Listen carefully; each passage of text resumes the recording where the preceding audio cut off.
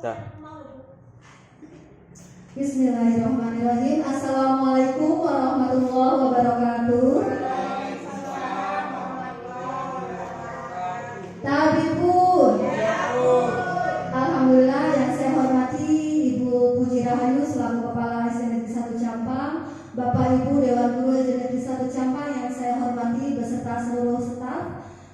Puji syukur marilah kita panjatkan kehadirat Allah Subhanahu wa taala, Tuhan yang Maha Esa yang telah memberikan kita limpahan rahmat dan karunia sehingga pada kesempatan pagi hari ini kita masih dipertemukan dalam rangkaian kita sama-sama akan mengkaji praktek baik tentang budaya positif yang mudah-mudahan pada hari ini sangat bermanfaat buat kita semua. Salawat keliling salam semoga Allah curahkan ke junjungan Nabiullah Nabi Muhammad SAW. Semoga syafaatnya melimpah kepada kita semuanya. Amin ya rabbal alamin. Bapak Ibu hadirin yang saya hormati, berbicara tentang budaya positif tentu tidak asing lagi buat kita semuanya. Kita lakukan setiap hari, nggak hanya di sekolah ya Bapak Ibu ya, tapi juga di rumah sering kita lakukan. Kira-kira budaya positif yang sudah kita lakukan di sekolah apa Bapak Ibu? Membuang sampah pada tempatnya. Iya, membuang sampah pada tempatnya. Kemudian apa lagi?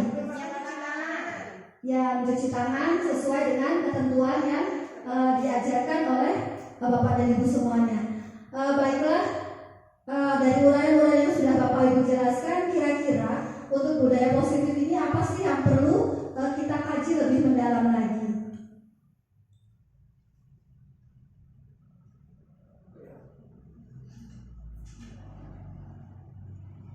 Bapak Ibu di sini bisa dilihat ada sebuah kajian dari Bapak Ki Hajar Dewantara mengenai budaya positif ya.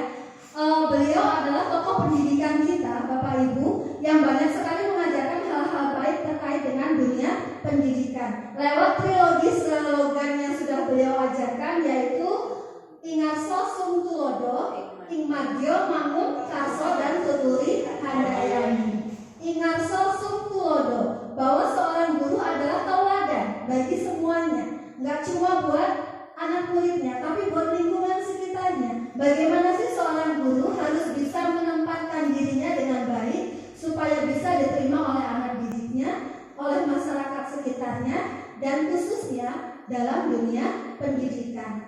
Yang perlu diteladani tidak hanya pada cara dia mengajar, tapi tindak tanduk dalam keseharian seorang guru haruslah ingarso sung tulodo ya. Cara dia berbicara, cara berpakaian, cara berjalan, cara menyapa orang, bagaimana ketika dia menebarkan senyum buat semuanya, semua itu perlu dilakukan pembiasaan yang baik. Kemudian Ingmadyo Mangun Karso, guru itu berada di tengah Bapak Ibu, memberikan semacam support atau motivasi bagi anak-anak didik khususnya dan buat teman-temannya ya. Dan yang terakhir adalah Tuturi Handayani, seorang guru harus bisa menopang, mendorong ya, tatkala ada muridnya yang mulai merasa lemah ketika belajar, teman sejawatnya merasa mulai putus asa dalam proses pembelajaran, disitulah tugas kita Bapak Ibu sebagai Tuturi Handayani.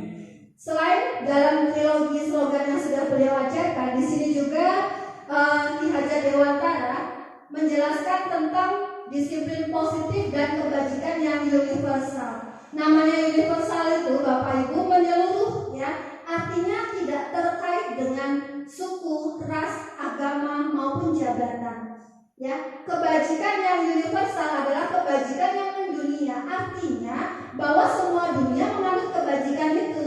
Contohnya makna disiplin, kasih sayang, kebaikan, kemudian kreatif, inovatif, itu adalah kebajikan-kebajikan yang universal. Saat ini anak-anak didik kita dikenalkan dengan slogan profil pelajar Pancasila. Ya, ini sangat erat kaitannya dengan pembinaan karakter anak. Di situ anak diajarkan bagaimana cara berketuhanan kepada Tuhan yang Maha Esa, bagaimana seorang anak bernalar kritis, bagaimana seorang anak mampu berkebinekaan tunggal, bagaimana seorang anak mampu melakukan kreatif dan juga inovatif. Semua itu termaktub dalam profil pelajar Pancasila. Nah, Bapak Ki Hajar Dewantara menjelaskan disiplin di sini adalah kemerdekaan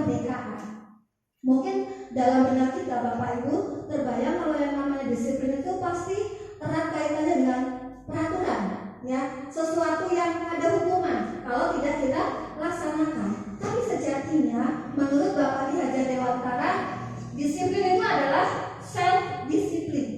Artinya disiplin dari dalam diri sendiri.